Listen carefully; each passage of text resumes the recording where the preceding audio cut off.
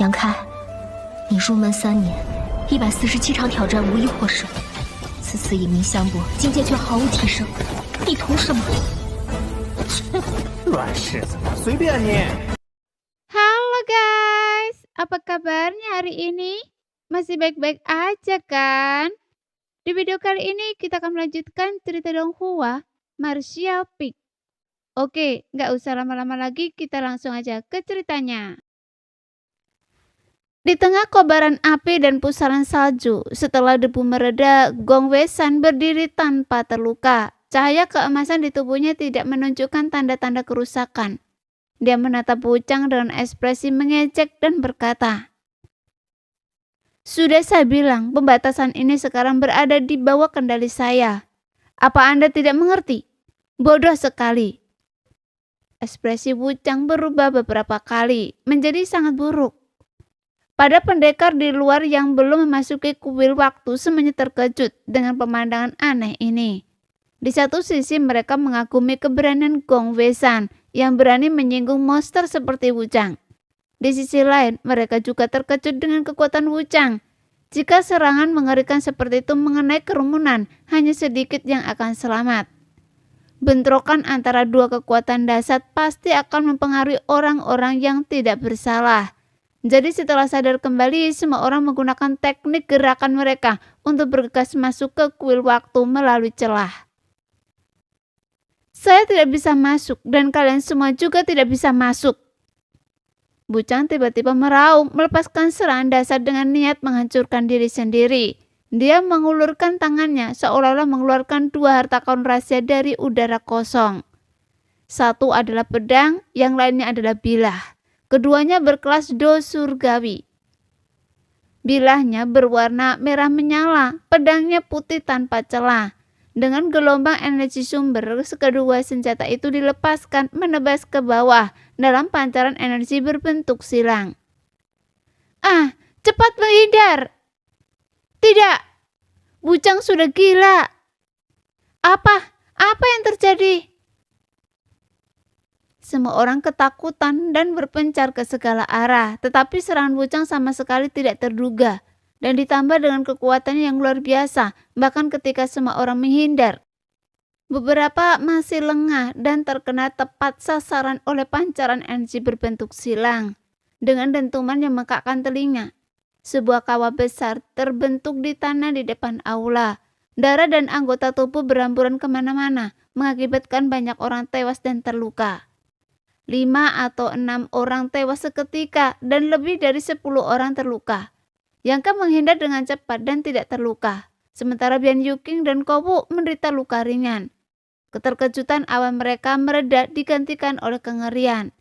Namun Gong Wei-san tetap senang di tempatnya, tidak menawarkan untuk menggunakan kekuatan pelindungnya untuk melindungi kelompok itu, maupun mencoba menghalangi serangan Wu Chang. Tetapi setelah Wu Chang melepaskan serangannya, dia tidak bisa menahan senyum sinis dengan ekspresi puas di wajahnya. "Wu Chang, ada apa dengan Anda? Kami tidak memprovokasi Anda. Apa maksud Anda?" "Benar Wu Chang, Anda berasal dari sekte besar seperti Tanah Suci Bela Diri Surgawi. Anda seharusnya tahu prinsip pendendam akan mendapatkan pelakunya. Debitur akan mendapatkan debitur. Bukannya kami mencegah Anda masuk. Mengapa Anda membuat masalah bagi kami?" "Ya Wu Chang, jangan coba-coba. Siapapun yang mencegah Anda masuk, kejar mereka. Jangan menyerang kami. Pahlawan macam apa Anda?" Beberapa orang yang selamat berteriak, wajah mereka dipenuhi dengan kebencian. "Baiklah, kalian berdua juga tidak boleh masuk." Gong Wei-san tiba-tiba menunjuk kedua pendekar bela diri yang tadi berteriak. "Setiap kesalahan pasti ada pelakunya. Setiap hutang pasti ada debiturnya." Saat dia berkata dengan tenang, wajah kedua pria itu langsung muram. Mereka tampak sangat jelek. "Saudara Gong, bukan itu maksud saya. Saudara Gong, mohon bermurah hati dan jangan salahkan saya." "Ya Saudara Gong, izinkan saya masuk." Kedua pria itu segera memohon ampun, tapi Gong Wei-san sama sekali mengabaikan mereka. "Saudara Wu Chang." Pendekar bela diri bernama Jingli tiba-tiba menyatukan kedua tangannya dengan gerakan khidmat ke arah langit. Dia berkata, "Sekte Renwu saya bagaimanapun juga adalah sekte afiliasi dari Tanah Suci Tianwu. Yang lain tidak bisa masuk, tetapi saya tidak akan kesulitan masuk kan?" Wuchang tidak berbicara. Jingli mengangguk dan berkata, "Terima kasih." Setelah mengatakan itu, dia langsung bergegas menuju kuil waktu. Tetapi tepat ketika dia hendak melangkah ke pintu masuk kuil, Wuchang menyerang lagi. Seberkas cahaya pedang menghantam ke bawah, mengenai Jingli di depannya dan hampir membelahnya menjadi dua. "Saudara Wuchang, apa maksud Anda?" Jingli dengan keringat bercucuran di dahinya tak kuasa menatap ke atas dan bertanya. Sebelum Wuchang bisa menjawab, ekspresinya tiba-tiba mengeras dan dia meraung. "Saya bilang, jika saya tidak bisa masuk, kalian semua juga tidak bisa masuk." Sambil berbicara, dia menyilangkan pedang dan bilahnya lagi, menyalurkan energi sumbernya dan menusukkannya ke bawah. Semburan energi yang mengerikan menebas keluar seperti tali pengejar jiwa berbentuk silang yang membelah ruang. Mengenai sosok yang dengan cepat mendekati pintu masuk di bawah. Setelah melancarkan serangan ini, Wuchang berdiri dengan tenang di tempatnya, berkata dengan acuh tak acuh, "Mereka yang tidak mengindahkan nasihat hanya akan mati." Tepat setelah dia mengucapkan kata-kata ini dengan keagungan yang mengesankan, ekspresinya tiba-tiba berubah lagi, dan dia menatap ke bawah yang heran. Yang Ke tidak punya pilihan selain berhenti di depan pintu masuk di bawah. Karena serangan Wuchang cepat dan tanpa ampun. Dan jika dia tidak berhenti, dia pasti akan terkena. Tak berdaya, ia hanya bisa berputar, mengepakkan tinju, mengaktifkan teknik rahasia transformasi naga, dan menggunakan ki pedang 5 elemen abadi untuk menyelimuti tinjunya. Membantingnya keras kehampaan. Dentuman yang mengakakkan telinga, sinar energi berbentuk silang memancarkan cahaya yang menyilaukan. Bertabrakan dengan kekuatan tinju yang dahsyat dan tersebar ke kehampaan. Menggunakan daya dorong balik, Yang Ke melompat dengan anggun ke pintu masuk kuil waktu. Sebelum pergi, ia tidak lupa berkata kepada Gong Weishan, "Terima kasih." Gong Weishan menatap aneh ke tempat Yang Ke menghilang, bergumam pada diri sendiri, "Orang ini ada yang tidak beres." Ia jelas merasakan bahwa kultivasi Yang Ke hanya berada di tingkat pertama alam sumber Do, namun ia telah menahan serangan Wuchang tepat di depan matanya tanpa luka sedikit pun. Ini bukanlah sesuatu yang bisa dilakukan oleh seorang seniman bela diri biasa. Wuchang juga jelas terkejut. Begitu Yang Ke berbalik, ia mengenali orang ini sebagai orang yang telah memperoleh sege bintang berbentuk belah ketupat. Saat itu, Yang Ke telah menggunakan teknik rahasia aneh untuk menetralisir pukulan fatal darinya. Dan Loyan. Teknik rahasia itu sangat magis dan tak terduga. Wuchang bahkan tidak melihat teknik seperti apa itu. Tapi sekarang, orang ini benar-benar menerima serangannya secara langsung. Apakah anak itu pura-pura bodoh?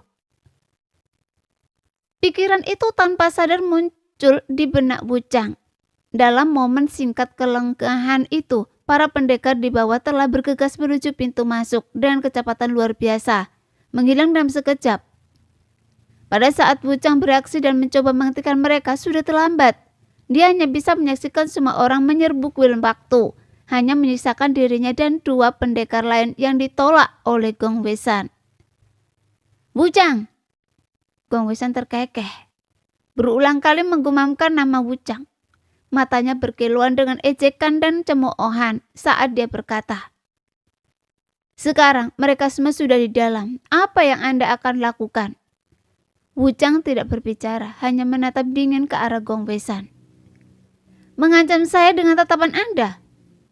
Gong Weishan menyeringai. "Saya rasa Anda harus tahu apa konsekuensinya mengancam saya. Wajar jika anak muda bersemangat, tapi Anda terlalu sombong." Ia berbicara dengan gaya seorang pria berpengalaman, sama sekali tidak terpengaruh. Sebelum ia selesai berbicara, Wuchang berbalik dan menghilang dari pandangan dalam beberapa langkah. Dia sama sekali tidak memberi saya kesempatan untuk tampil. Sungguh tegas. Dia rela melepaskan kesempatan sebesar itu, tapi sekali lagi, tinggal di sini sepertinya tidak ada gunanya. Gong Wei San terkekeh mengejek diri sendiri, lalu berbalik dan berjalan masuk ke kuil waktu. Seperti yang dia katakan, memang tidak ada gunanya Wu Chang tinggal lebih lama. Gong Wei San tidak akan membiarkannya masuk apapun yang terjadi. Daripada melihat belas kasihan Gong Wei San yang sombong dan mempermalukan diri sendiri, lebih baik pergi dan mencari kesempatan sendiri. Tentu saja permusuhan ini sekarang telah terjalin, dan jika keduanya bertemu lagi, Wu Chang mungkin tidak akan pernah membiarkan Gong Wei San lolos begitu saja. Tuan Gong, kembalilah, kembalilah. Saudara Gong, jangan abaikan kami, masih ada orang di sini. Kedua pendekar bela diri yang telah diusir oleh Gong Wei San berteriak dengan bergesa-gesa, tetapi mereka tidak mendapat respon.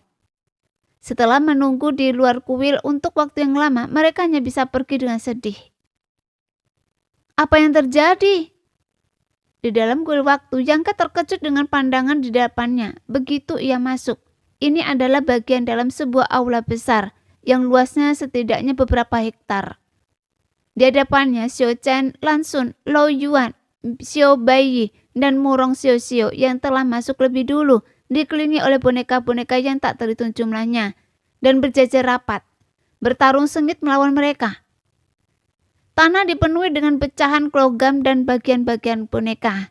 Jelas bahwa sebelum Yang Ke masuk, mereka telah membunuh cukup banyak boneka. Yang Ke pernah melihat boneka sebelumnya di Bintang Kegelapan, sebuah keluarga di mana mengkhususkan diri dalam pembuatan boneka, menciptakan boneka-boneka yang sangat mirip manusia. Batas Bintang pasti juga memiliki boneka, tetapi Yang Ke belum pernah menemukannya. Dia tidak pernah menyangka akan menemukan begitu banyak boneka di kuil waktu ini. Boneka-boneka ini bervariasi bentuknya, tetapi secara kasar dapat dibagi menjadi 3 kategori. Kategori pertama terdiri dari boneka manusia, masing-masing sangat tinggi dan memegang senjata dengan berbagai bentuk, memancarkan aura yang mengesankan dan arogan. Kategori kedua berbentuk binatang, termasuk harimau, macan tutul, serigala, dan bahkan ular, serangga, semut, dan kupu-kupu, berbagai macam makhluk yang memukau. Boneka-boneka berbentuk binatang ini seringkali memiliki kemampuan yang mirip dengan binatang aslinya, sehingga membuatnya cukup mematikan. Kategori ketiga sulit dikategorikan. Penampilan mereka terlalu aneh, sehingga mustahil untuk membedakan bentuk aslinya dari penampilan luarnya. Kategori ini juga memiliki jumlah boneka paling sedikit, namun tampaknya memiliki kekuatan terbesar. Setidaknya ada 100 boneka di aula, masing-masing memancarkan energi spiritual dari alam sumber Do. Meskipun Xiao Yan dan teman-temannya semuanya jenius, mereka kalah jumlah. Ketika Yang Ke masuk, semua orang dalam posisi bertahan, tidak dapat melancarkan serangan. Seharusnya saya menunggu di luar sedikit lebih lama. Yang Ke sangat kesal. Dia khawatir orang lain akan merebut setiap kesempatan bagus di kuil waktu. Jadi dia tidak sabar untuk masuk dan mencari tahu.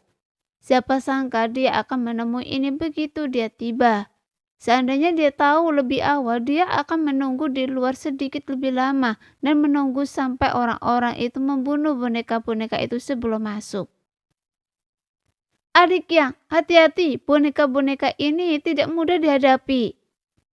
Suara Murong Xiao Xiao tiba-tiba terdengar di telinganya. Dia pasti melihat Yang Ke masuk di tengah kesibukannya dan mengingatkannya dengan khawatir. Meskipun saya ingin berterima kasih atas perhatian Anda, tapi Anda baru saja membongkar keberadaan saya.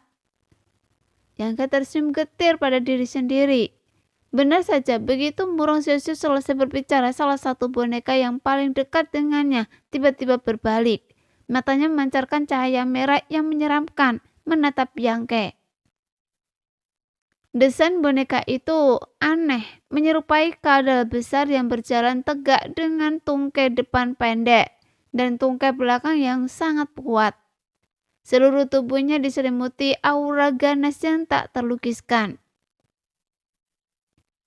Saat menghadap Yangke, boneka itu membuka mulutnya yang besar dan menyemburkan sebesar cahaya merah tua. Bahkan serangan biasa pun memiliki kekuatan kultivator alam sumber Do. Boneka-boneka ini luar biasa. Yangke, ekspresinya sedikit berubah. Segera menghindar ke samping. Cahaya itu melesat melewati tubuh Yangke, mengenai seorang pendekar yang mengikutinya masuk. Pendekar ini cukup beruntung karena sebelum masuk dia telah mengaktifkan harta pertahanan yang menyerupai baju zirah yang dikenakannya. Niatnya adalah untuk mencegah Wuchang menyerang secara tiba-tiba, tetapi tanpa diduga itu menyelamatkan nyawanya. Dengan suara keras, pendekar itu terhuyung mundur beberapa langkah. Baju zirahnya berkilauan. Terkejut, dia berteriak, "Apa-apaan itu?" Tepat saat itu, sekelompok besar orang bergegas masuk dari pintu masuk. Bahkan Gong Weishan yang di belakangnya pun muncul. Dapat dikatakan bahwa dari para seniman bela diri yang berlama-lama di luar kuil waktu, selain mereka yang dibunuh oleh Wuchang, hanya 3 yang tersisa. Dilarang masuk. Dengan meningkatnya kehadiran makhluk hidup, boneka-boneka yang telah mengepung Xiao Chen dan kelompoknya berpencar untuk mencari musuh lain. Tekanan pada Xiao Chen dan para sahabatnya berkurang drastis, meledak dengan amarah yang terpendam. Mereka melepaskan rentetan pukulan mematikan, membuat boneka-boneka di dekatnya berhamburan. Boneka demi boneka hancur berkeping-keping oleh serangan yang kuat, berserakan di tanah. Di dalam setiap boneka yang hancur selalu ada kristal seukuran kepalan tangan, memancarkan energi yang sangat kuat. "Jantung spiritual?" seru seorang. Matanya dipenuhi keserakahan saat menatap kristal itu. Hati Yangke bergetar dan dia langsung menyadari apa itu. Jantung energi spiritual adalah komponen inti dari boneka berotot. Tanpanya, bahkan boneka yang paling mirip manusia pun hanyalah benda mati. Hanya ketika jantung energi spiritual ditanamkan, boneka itu dapat berfungsi dengan baik. Namun jantung energi spiritual sangat sulit untuk dimurnikan. Membutuhkan kolaborasi antara seorang ahli dan seorang dalang agar memiliki harapan keberhasilan. Oleh karena itu, jantung energi spiritual selalu sangat berharga, terutama jantung energi spiritual kelas tinggi yang sangat langka dan sulit didapatkan. Ada lebih dari 100 boneka di aula, masing-masing berada di tingkat sumber Do atau lebih tinggi. Dengan kata lain, ada lebih dari 100 jantung energi spiritual di sini. Jika semua jantung energi spiritual ini dapat dikeluarkan dan seorang dalang dapat memurnikan tubuh untuk menanamkannya, maka pasukan besar boneka di tingkat sumber Do dapat diciptakan. Seniman bela diri ini dari kekuatan tingkat atas seperti Xiao Chen, Kong Qi, dan Xiao Beiyi mungkin tidak terlalu peduli dengan nilai jantung energi spiritual ini. Tetapi berbeda bagi mereka yang berasal dari sekte dan keluarga kecil. Di kekuatan-kekuatan ini, mengkultivasi boneka tingkat sumber Do seringkali sangat sulit, tetapi satu jantung energi spiritual itu setara dengan kekuatan tempur seorang kultivator alam sumber Do. Karena alasan ini, bagaimana mungkin para seniman bela diri itu tidak berebut untuk mendapatkannya? Sekalipun sekte mereka sendiri tidak dapat menempa tubuh boneka itu, satu jantung energi roh saja dapat menghasilkan sejumlah besar kristal sumber. Jadi setelah kepanikan awal, para pendekar yang bergegas masuk menjadi haus darah, melepaskan harta rahasia mereka dan melancarkan serangan mematikan pada boneka-boneka itu. Meskipun boneka-boneka itu banyak dan kuat, tanpa campur tangan manusia, mereka tidak dapat melepaskan potensi penuh mereka, dan dengan cepat mengalami kekalahan. Namun para pendekar tidak menghiraukannya. Mereka menyerang dalam kelompok 3 atau 5 orang, atau dengan percaya diri terlibat dalam duel 1 lawan 1. Hampir setiap saat boneka-boneka hancur, sementara para pendekar menderita kerugian minimal. Hanya beberapa yang terluka parah dan tidak ada satupun yang meninggal. Yangke juga memanfaatkan kesempatan untuk membunuh beberapa boneka, mendapatkan beberapa jantung kristal roh yang dengan santai ia lemparkan ke cincin spesialnya. Seiring waktu berlalu, jumlah boneka di aula berkurang, sementara para pendekar menjadi semakin ganas. Hanya masalah waktu sebelum boneka-boneka itu benar-benar dimusnahkan. Tepat saat itu, sebuah cahaya menyilaukan tiba-tiba muncul dari suatu tempat di kerumunan, mengejutkan semua orang, yang semuanya memusatkan perhatian mereka padanya. Di udara, sebuah bintang berujung 5 berputar beberapa kali, lalu dengan kecepatan kilat berubah menjadi aliran cahaya dan menusuk lengan seorang prajurit pria. Prajurit itu tampaknya tidak mengerti apa yang telah terjadi, hanya merasakan sakit yang membakar di lengannya, yang membuatnya terkejut dan berteriak. "Tanda bintang berujung 5. Mata Indah langsung berbinar dan ia berseru dengan suara manis. Boneka-boneka ini ternyata memiliki tanda bintang. Ekspresi Xiu Chen rumit saat dia menoleh untuk melihat boneka-boneka di sekitarnya, mencoba menemukan tanda bintang lainnya. Dia telah menghancurkan setidaknya 6 atau 7 boneka, namun keberuntungan ini belum jatuh padanya, membuat Xiu Chen merasa agak kesal. Nah, ini segel bintang. Prajurit pria itu terkejut sejenak setelah mendengar seruan Lansun, lalu menyeringai dan tertawa keras. Saya benar-benar mendapatkan segel bintang. Sepertinya bahkan surga pun memperhatikan saya. Dia sangat gembira dan tertawa terbahak-bahak. Orang-orang di sekitarnya, bahkan mereka yang tidak menyukai kesombongannya, hanya bisa iri padanya. Namun pemandangan ini secara signifikan meningkatkan minat para praktisi bela diri untuk membunuh dan memperebutkan boneka-boneka itu. Sehingga beberapa orang berebut satu boneka. Di bagian tertentu aula, seorang pria dan seorang wanita yang tampaknya sesama murid dengan gugup dan cemas menyerang boneka berbentuk macan tutul. Boneka ini tampak hampir identik dengan cetah asli. Sangat lincah dalam gerakannya, tetapi untungnya, selain menerkam dan menggigit dari jarak dekat, boneka itu tampaknya tidak memiliki kemampuan lain. Oleh karena itu, meskipun keduanya tidak terlalu kuat, mengalahkannya bukanlah masalah. Yang membuat keduanya gugup bukanlah kekuatan boneka cetah itu, tetapi tanda segitiga di dahinya. Tanda itu tidak mencolok. Sebelumnya keduanya mungkin tidak terlalu memperhatikan, tetapi setelah menyaksikan apa yang baru saja terjadi, mereka dapat dengan mudah menebak bahwa itu kemungkinan adalah tanda bintang. Puluhan tanda bintang sebelumnya telah jatuh ke kuil waktu, tersembunyi di berbagai sudut. Wajar jika 3 atau 5 tanda bintang ditemukan di antara ratusan boneka. Kedua saudara kandung itu berasal dari kalangan sederhana dan tidak terlalu kuat. Mereka khawatir setelah membunuh boneka cetah, fenomena aneh mendapatkan tanda bintang akan terungkap, yang berpotensi menabur benih masalah di masa depan.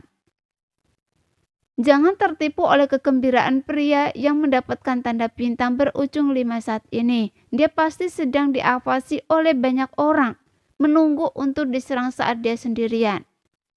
Memikirkan hal ini, kedua saudara kandung itu saling bertukar pandang dan mengangguk serempak.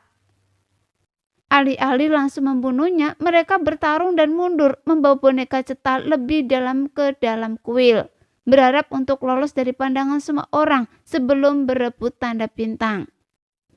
Aula itu kacau, dan meskipun tindakan kedua pria itu agak jelas, tidak ada yang memperhatikannya. Mereka hanya dianggap lemah dan dipaksa ke dalam situasi ini. Rencana dan tindakan mereka berhasil, tetapi tepat ketika mereka hendak meninggalkan kerumunan, sesosok tiba-tiba turun dari langit, mengepakkan tinju dan membanting ke bawah dengan keras. Hati kakak beradik itu mencekam. Sudah terlambat untuk bereaksi. Sebuah ledakan keras terdengar. Boneka cetah itu hancur berkeping-keping dan pada saat yang sama, tanda segitiga di dahinya melesat keluar, memancarkan cahaya dan terbang menuju sosok yang jatuh dari langit. Hanya tanda bintang segitiga. Sosok itu melirik punggung tangannya, tampak sangat tidak puas, dan berbalik untuk menyerang boneka-boneka lainnya. Melihat ini, wanita di antara kedua saudara itu menggigit bibir merahnya, hendak mengatakan sesuatu, tetapi ekspresi pria itu berubah, dan dia menarik pakaian wanita itu. Dia pelan menggelengkan kepalanya dan berbisik. Orang ini bernama Luo Yuan. Kita tidak boleh menyinggungnya. Tapi tanda bintang itu, kata wanita itu dengan tatapan kesal. Pria itu tersenyum getir. Anggap saja Anda tidak memperhatikannya. Itu jelas milik kita, kata wanita itu dan marah. Jika mereka tahu Lo Yuan akan tiba-tiba muncul, mereka akan menangani boneka cetak itu lebih awal, menyelamatkan diri mereka dari melakukan semua pekerjaan untuk orang lain. Pria itu kemudian menawarkan beberapa kata-kata penenang, sehingga mencegah wanita itu pergi untuk menghadapi Lo Yuan. Pria itu mengerti bahwa tidak ada gunanya berunding dengan orang seperti Lo Yuan. Jika Anda mencoba berunding dengannya, dia akan menggunakan kekerasan. Pembantaian di aula berlangsung selama 1 jam penuh. Puluhan seniman bela diri tingkat atas alam saldo dari berbagai sekte dan keluarga di wilayah selatan. Setelah membayar sedikit harga, akhirnya menghancurkan semua boneka. Selain keuntungan besar dari jantung energi spiritual, 3 segel bintang muncul. Selain segel bintang berujung 5 yang diperoleh pria itu sebelumnya, dan segel bintang ketiga milik Lo Yuan. Sebuah segel bintang berbentuk belah ketupat yang identik dengan yang ada di tangan Yang Ke muncul. Segel bintang ini untungnya diperoleh Muro Xiao yang tentu saja sangat gembira.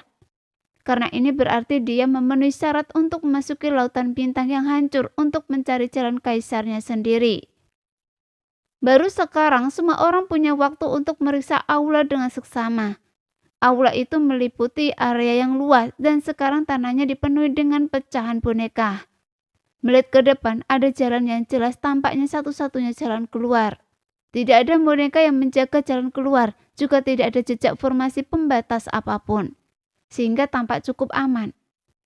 Namun, semua orang berhati-hati dan tidak bergegas menuju pintu keluar. Sebaliknya, mereka masing-masing mencari tempat untuk duduk bersila dan bermeditasi, memulihkan energi sambil menunggu orang pertama yang keluar.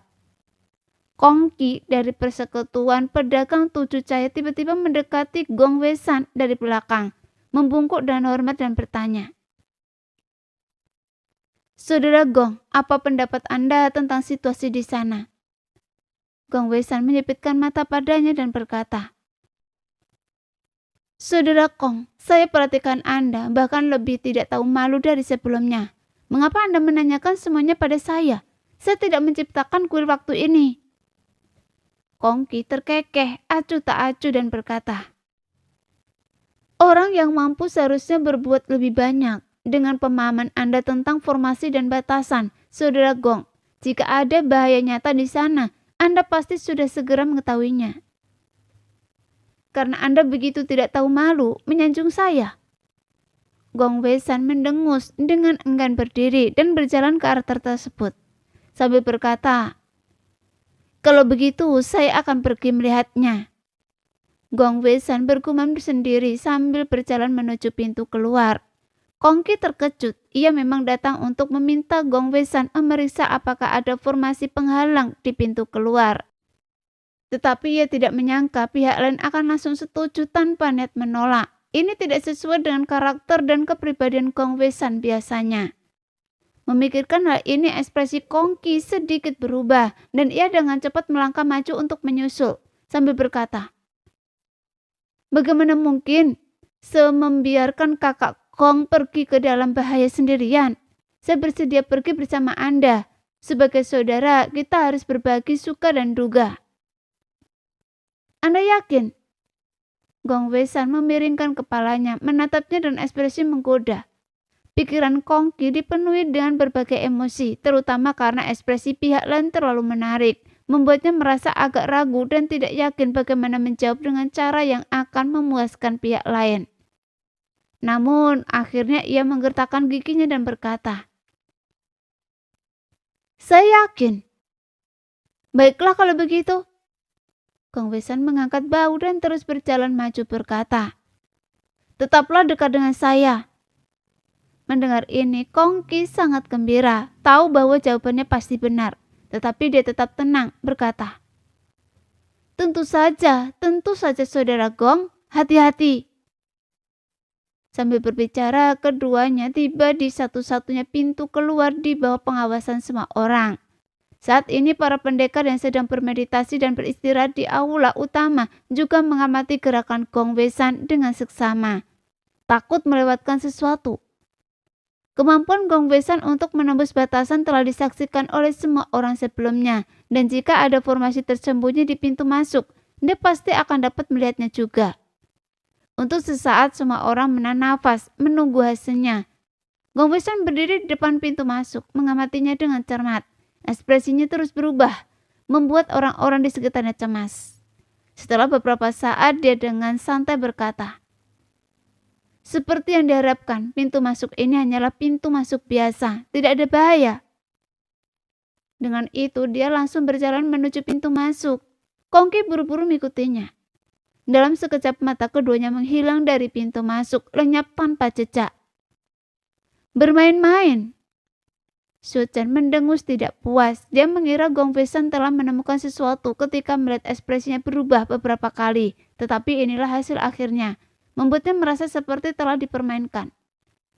Lan Xun tersenyum tipis dan berkata, "Saudara Gong ini cukup sombong. Ngomong-ngomong, apakah Anda memperhatikan?" Xiao Baiyi tiba-tiba datang ke sisi mereka berdua, melihat sekeliling dan berkata dengan serius, "Wu Chang tidak ada di sini." Xiao Chen mengerutkan kening. "Apa maksud Anda? Ada atau tidaknya dia? Apa hubungannya dengan kita?" Xiao Baiyi meliriknya lalu membuang muka dan menatap Lan Xun. "Apa maksud tatapan Anda itu? Apakah Anda meremehkan saya?" Xiao Chen langsung merasa tidak senang. Langsung merutkan kening seolah-olah dia telah memikirkan sesuatu dan merenung. "Saudara Xiao Bai, apakah maksud Anda bahwa Gong Wei Shan menyabotase masuknya Wu Chang?" Xiao Baiyi mengangguk dan sungguh-sungguh. "Itulah yang saya pikirkan. Gong Wei Shan bisa menembus batasan dan mungkin dia juga bisa mengendalikannya. Hampir semua orang sudah masuk. Jadi tidak ada alasan Wu Chang tidak bisa. Hanya ada satu penjelasan. Gong Wei Shan tidak mengizinkannya masuk." Pada saat ini Xiao Baiyi menghela nafas dan menatap Lan Xun dengan tulus. "Yang mulia, saya Xiao Baiyi dari Istana Ila Qingya, bukan saudara Xiao Bai." "Saya tahu." Lan Xun tersenyum. "Tapi Anda memiliki nama keluarga yang sama dengan saudara Xiao Chen. Jadi saya merasa tidak nyaman memanggil Anda Xiao Bai. Bukankah Xiao Yangke pernah memanggil Anda Xiao Bai? Jadi saya memanggil Anda saudara Xiao Bai. Apakah Anda keberatan dengan ini?" "Sama sekali tidak." Xiao Baiyi membantahnya mentah-mentah, kilatan dingin di matanya dan berkata dingin, "Setelah kita keluar, saya akan merobek mulut orang itu. Jika Anda menunda lebih lama lagi, semua orang akan pergi. Mari kita berangkat dulu." Xiao Chen yang tidak bisa berkata apa-apa hanya bisa mengganti topik pembicaraan. Langsung menoleh dan melihat bahwa sebagian besar pendekar bela diri aula memang telah pergi. Hanya misalkan beberapa orang yang berdiri di sana. Dia mengangguk dan berkata, "Kalau begitu, ayo kita pergi juga." Xiao Baiyi mengedipkan mata pada murong Xiao dan keduanya segera menggunakan teknik gerakan mereka untuk bergegas menuju pintu masuk. "Sial, kita terjebak," seru Yangke begitu dia bergegas masuk ke pintu masuk. Dunia di hadapannya tiba-tiba terdistorsi dan berubah menjadi padang rumput yang luas. Padang rumput itu subur dan hijau, membentang sejauh mata memandang. Langit biru, awan putih, dan rumput hijau menciptakan lingkungan yang indah. Tetapi ini jelas bukan pemandangan yang diharapkan dari kuil waktu. Susunan ilusi. Yang kemudian kening badan berdiri diam. Dia terlalu terkejut dengan pemandangan di hadapannya. Mungkin karena dia memiliki firasat samar tentang sesuatu yang serupa terjadi sebelum dia masuk. Alasannya tentu saja adalah Gong Wei Shan menilai dari metode dan gayanya sebelumnya dalam berurusan dengan Wu Chang. Gong Wei Shan jelas tidak mudah didekati dan setenang yang terlihat di permukaannya. Sebaliknya, pria ini tampaknya tidak mampu menanggung kerugian sekecil apapun dan penuh dengan kebencian. Wu Chang hanya mengancamnya beberapa kali dan dia menghentikan Wu Chang di luar kuil waktu. Membuatnya hanya bisa menyaksikan tanpa daya saat semua orang memasuki kuil, menderita sakit dan siksaan batin. Jelas bahwa pria ini pendendam. Kong Qi memintanya untuk menyelidiki satu-satunya jalan keluar dan Gong Wei Shan langsung setuju yang membuat Yang Ke merasa ada sesuatu yang tidak beres. Gong Wei Shan tampaknya bukan tipe orang yang akan berkorban. Kepribadiannya ditakdirkan untuk kurang memiliki sifat mulia dan tanpa pamrih. Tentu saja ini juga sifat manusia. Benar saja pintu masuknya bukanlah seperti yang dikatakan Gong Wei Shan. Sebaliknya kejutan menanti semua orang. Hanya saja tidak diketahui apakah susunan ilusi ini dibuat oleh Gong Wei Shan sendiri atau memang bagian dari kuil waktu. Jika yang pertama maka itu bisa diatasi. Dalam waktu sesingkat itu bahkan jika Gong Wei Shan adalah ahli formasi, dia tidak mungkin bisa membuat susunan ilusi yang sangat canggih. Mungkin dia hanya menggunakan tablet formasi untuk menghalangi mereka yang datang kemudian.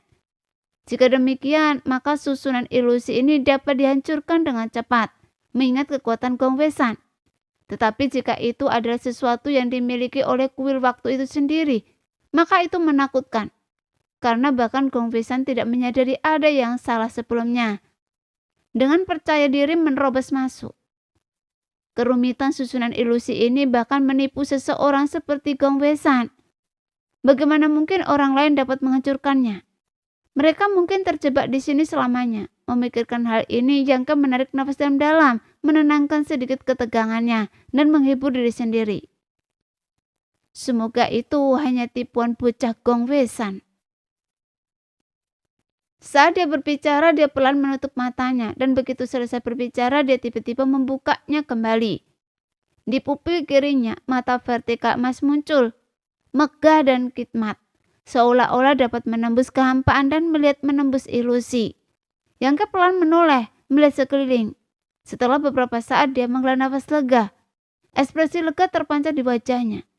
Dia sekarang yakin bahwa susunan ilusi itu bukanlah bagian dari kuil waktu itu sendiri, melainkan sesuatu yang sementara waktu dipasang oleh Gong Wei Shan.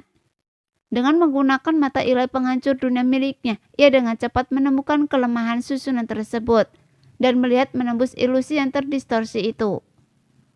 Setelah berpikir sejenak, ia tidak menghancurkan susunan itu secara paksa, melainkan mengikuti titik lemah tersebut ke arah luar. Sementara itu dalam ilusi yang hampir sama, langsung memegang mutiara cahaya di tangannya. Mutiara itu memancarkan cahaya lembut, menghilangkan ilusi di sekitarnya, dan memancarkan sinar terang di depannya. Membimbingnya maju. Xiu Zhan mengikuti di belakangnya, mencibir dingin. Hanya susunan ilusi, saya bisa langsung menghancurkannya, mengapa repot-repot yang mulia? Langsung tersenyum berkata, kita harus membantu orang lain mencapai tujuan mereka. Gong Wei Shan sampai menggunakan lempengan susunan untuk membuat susunan ilusi ini hanya untuk menunda orang lain. Jika kita menghancurkan susunan ini, bukankah mereka semua akan keluar? Saya tidak akan melakukan sesuatu yang tidak menguntungkan. Mereka tidak akan memberi saya keuntungan apapun. Yang mulia, Xiu Zhan menatap dengan heran dan sosok langsung yang menjauh. Dia tidak pernah membayangkan bahwa hanya dalam beberapa hari, putri yang dulunya murni dan baik hati itu telah dirusak oleh dunia ini. Untuk sesaat dia merasakan sakit yang dalam dan menyayat hati. Di sisi lain, Xiao Baiyi dan Mulong Xiuxiu sama-sama menutup mata, meraba-raba di dalam susunan ilusi seperti orang buta. Arah mereka tampak santai, tetapi sebenarnya mereka perlahan bergerak keluar. Tidak jelas bagaimana mereka berhasil melakukannya.